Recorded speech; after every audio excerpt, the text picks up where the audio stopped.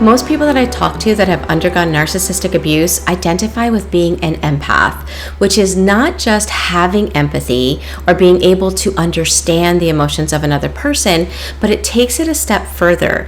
And it's the ability to discern and feel another person's feelings in your own heart as if those feelings were your own. And while most victims of narcissistic abuse like this trait, appreciate this trait, I also hear that it also seems to cause a lot of suffering for people that have undergone narcissistic abuse. For example, they may find it difficult to stay in their own energy when they're around people with negative energy, whether they're narcissists or not. I've often heard people say that they desperately want to stay within their own energy, true to themselves, but they feel like they can't because of this empathic ability to absorb the energy and feelings of other people. And so for that reason, in today's video, I want to talk about how you can take your empathic abilities and become a super empath so that this amazing quality does not affect your emotional states, but rather enhances your life. More often than not, this ability to be empathic started out as a trauma coping skill. For many of us that were raised in an environment that was chaotic or where we felt unsafe, we developed this keen ability to notice subtle shifts in people's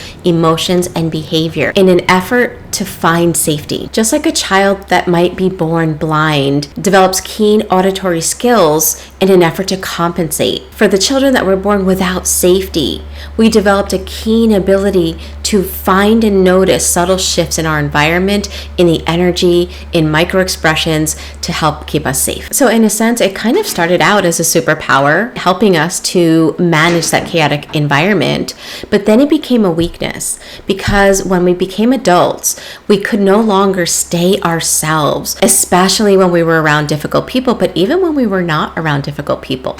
Right? We could still soak up other people's energies. It was difficult to be able to tell where one person ended and we began. And so then it became a weakness. And so in this video, I want to talk about how you can go back to getting your empathic abilities to being more of a superpower rather than something that is stealing your joy and happiness and peace in life. That being said, let's dive in. For those that don't know me, my name is Michele. I'm a survivor myself of narcissistic abuse.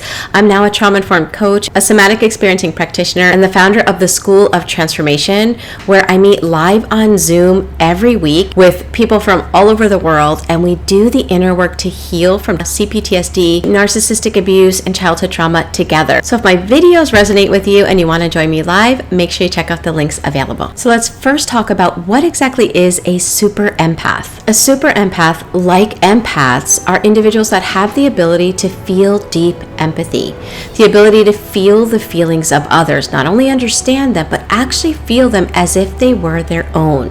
However, unlike an empath who gets lost and confused as to where the other person begins and they end, so to speak, a super empath has characteristics that help them to be able to stay them even though they can still detect and feel the feelings of others. So let's talk about 4 characteristics that super empaths exhibit. The first being resilience. In other words, the ability to handle challenges and be able to bounce back after them, to be able to work through them without it causing them to completely lose themselves. Now, the reason that an empath struggles with this, again, one of the main reasons why we become empaths is because of a chaotic environment. So we may have a traumatized nervous system, and a traumatized nervous system has less space for flexibility. So for example, let's say this is our normal flow of a nervous system, right? We have that ebb and flow. But when we've been through trauma causes us to constrict and hold everything down. And so afterwards, our window of tolerance is very small. We can't tolerate the same things because our nervous system has been overloaded for so long. Whereas a super empath might have been in that place, but now has the resilience to be able to handle challenges without it shutting them down. The next characteristic that super empaths have is compassion. Now, don't get me wrong, empaths have compassion as well, but here's the problem. Their compassion, 99.9% of the time, is directed outward. They can have endless compassion for everyone but themselves. Whereas a super empath still has that amazing compassion for others, but also extends themselves that same depth of compassion as well. The third characteristic of a super empath is a strong sense of self-identity. People that are empaths, sadly, again, due to trauma, do not have a clear sense of identity, and this is because of one of two reasons. One, they were either dictated who they were instead of accepted and loved as who they were, so they had to shapeshift to please a caregiver instead of being able to be themselves. That's often the fawn trauma response, and so they've been in that fawn trauma response for so long that they're always yanking themselves inside out that they've lost who they are. The other reason that they may not have a clear sense of identity is because they were not allowed to be themselves. Their protective self, right, their survival brain has developed a personality, or I should say coping skills, to help them to meet the challenges of the chaos in their life. And so they're living life as who they had to be to survive, as opposed to who they were born to be with their authenticity. Whereas a super empath knows who they are, what they stand for, and they're not willing to change themselves to make someone else happy, which kind of blends in with the fourth characteristic that I'm going to mention, which is boundaries.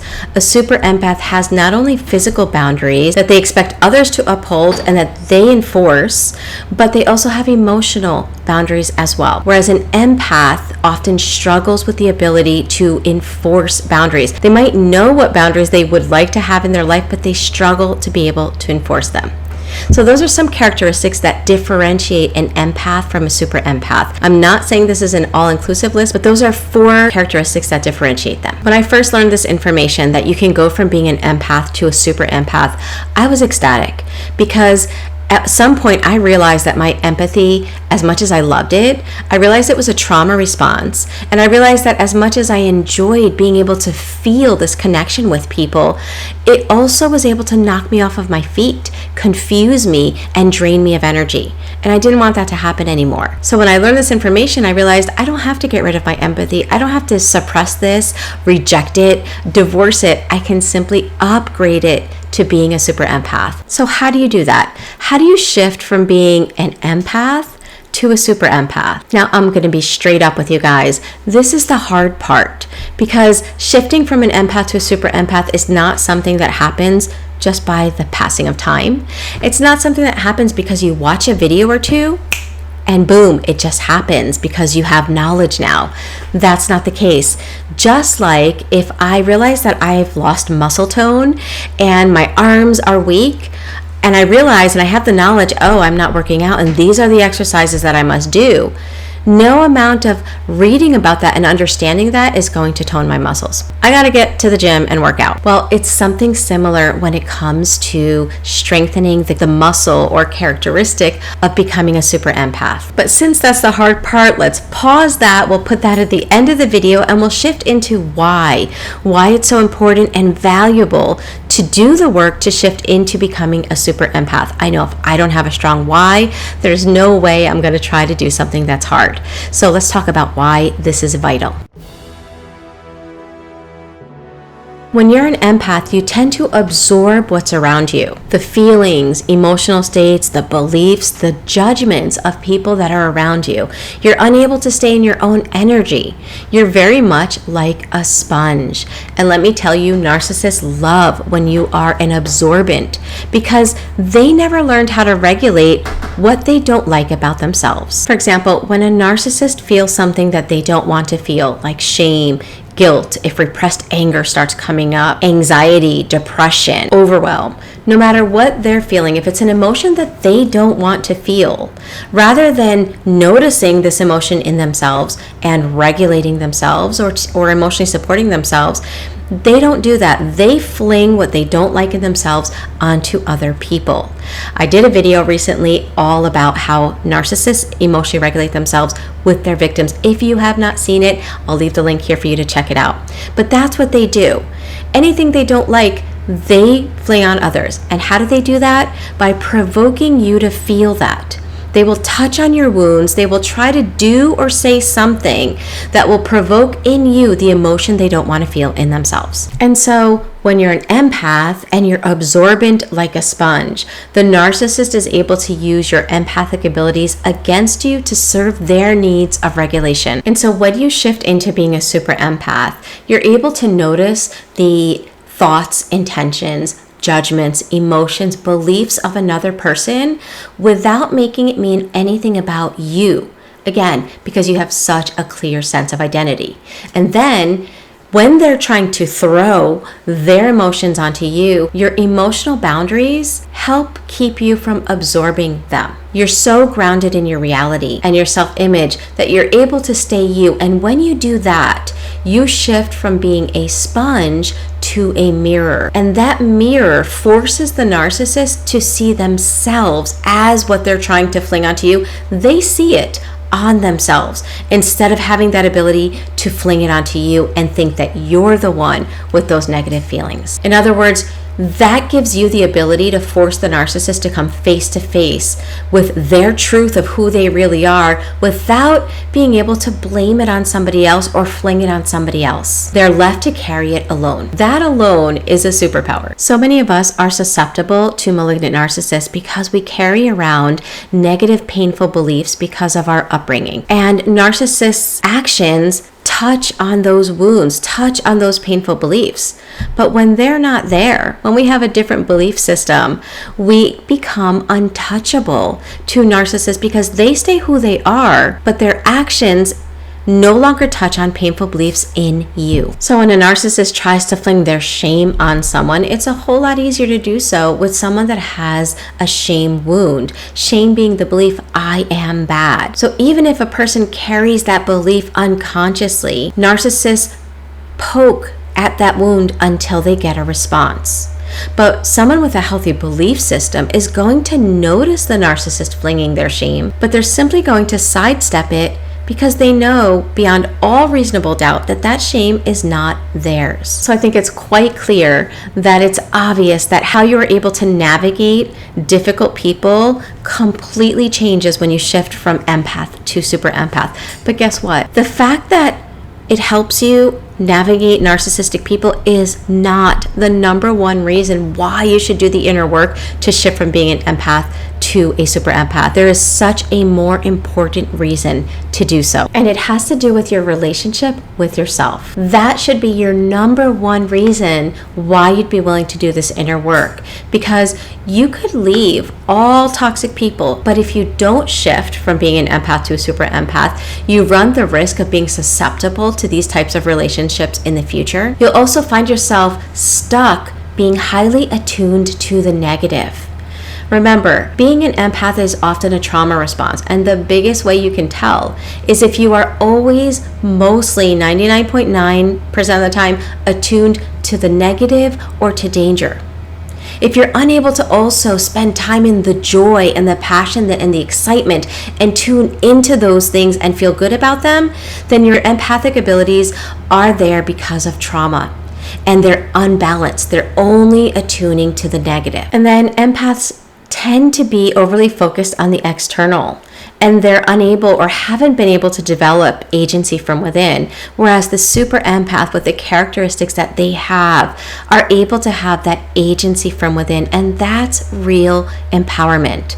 In the end, it's your relationship with you that should motivate you to do these changes. So hopefully now you see the value of doing the hard inner work. Let's shift into how to do that. Because I know with myself, I would watch a video like this, I would feel so validated, I would feel so pumped and excited to do things differently. Then I would go out to apply what I was learning, and it felt like I was hitting a brick wall. It didn't seem to be able to work. And then that would only feed the belief, there's something wrong with me. It must be me. Other people can do it. Somehow this is my fault that I can't shift into becoming a super empath. And that's not the case. So let's talk about that. The first thing to remember is that it takes time, effort, and consistency to go from being an empath to a super empath. Just like it takes time, effort, and consistency for somebody to go from being out of shape to physically fit. And the time that it takes for people is all individual based on their individual circumstances. Just like with the physical exercise, what they eat, what their current weight is, what their ultimate goal is, and how far of a stretch that is from where they are all going to be determining factors. In other words, we can't compare ourselves to someone else. What takes someone else 1 year might take us 2. What takes 2 might take 3, depending on our personal circumstances. So I just want to throw that out there. Rather than being overly focused with time, which only tends to aggravate our nervous system, it's really more important to start learning how to be consistent. One of the things we have to be consistent with is upgrading our belief system. Our self-image drives everything we do or don't do in our life, and most of us have a faulty self-image. Don't believe me? Make a list of the negative things you might feel about yourself right now due to the malignant narcissistic relationships you've been in or whatever other childhood trauma you endured. Here are some common ones. I'm bad, I'm unlovable, I don't deserve, there's something wrong with me, I'm unworthy. And while these beliefs are part of our self-image, the emotions they create within us might be unconscious, so they're in our shadow. Emotions like shame, guilt, fear, embarrassment, abandonment, being worthless. These emotions and beliefs, we didn't choose them. They were put into us. However, it is now our responsibility to upgrade them. The second thing we need to do if we want to shift into being a super empath is we need to develop the capacity for joy, passion, excitement, and creativity. Remember, as an empath, we tend to get focused only on the negative. There's no space for the positive. And that's usually because, especially if you're dealing with malignant narcissistic family members, you weren't allowed to be positive. It wasn't safe to have joy. It wasn't safe to be creative. And so your nervous system grew with the beliefs that that is dangerous. Well, guess what? That doesn't go away with time. Your nervous system wasn't born thinking joy was dangerous. That was created as a result of circumstances. Well, we need to undo that learning and relearn what we should have been taught in childhood. That joy, passion, creativity, imperfection are all part of who we are, and we are allowed to feel all of the emotions available to us. The third thing we have to do to become a super empath is develop the capacity to be with strong emotions. Why do I say that? People that are able to navigate narcissists have feelings as well. They feel the same things we feel. They can feel hurt, upset, disappointed, angry, guilty. They can feel those things. The difference is because they were allowed to feel feelings are normal circumstances, so the feeling comes up, and emotions are energy in motion, so the emotion goes. For example, if a narcissist does something rude to somebody that is untouched by narcissists, it's not that they don't feel that, ouch, that was unkind. They feel that. But then they're able to put down a boundary, or they handle it from their adult self. Whereas an empath that hasn't done the inner work, let's say they're feeling comfortable one day, but the second they're around a narcissist and the narcissist is rude, they lose that ability to come back up because emotions were not allowed. So if they're upset, they weren't allowed to be upset. So it's repressed and it's constricted in the body. So we really need to start helping our body to learn how to be with strong emotions so that when we feel them, whether we're around narcissists or not, we're able to allow them to come up and we stay in our adult self.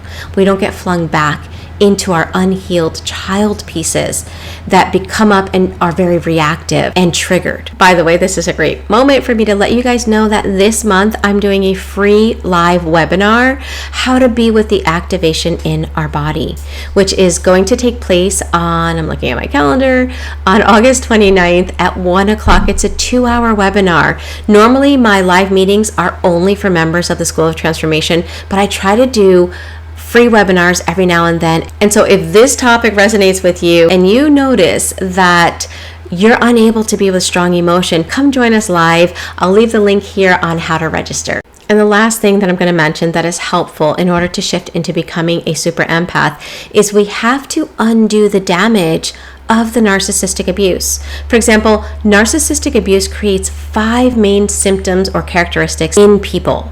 And they are self-abandonment, toxic shame, emotional flashbacks, a harsh inner critic, and social anxiety. Healing involves undoing what the narcissist did, because all of these things play a key role in helping us to get us back. Now, I know from experience that doing this inner work is not easy. In fact, I had a client recently tell me, Michele, this is not for the faint of heart.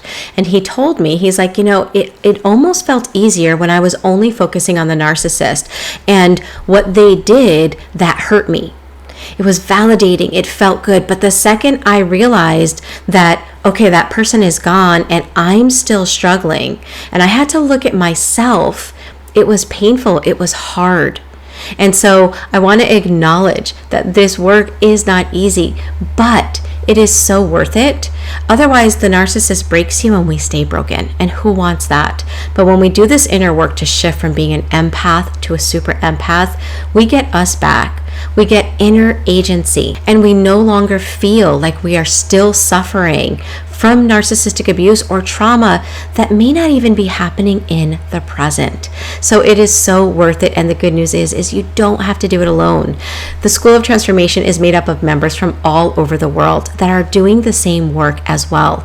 We meet together live on Zoom. We have a monthly theme that we go through each month. We're able to track our progress. We're able to see our growth, but not only our growth, we're able to watch and be an eyewitness to the growth of others. And it is so inspiring. So if my information resonates with you, make sure you check out the School of Transformation. I'll leave the links here for you to see if it's a good fit for you.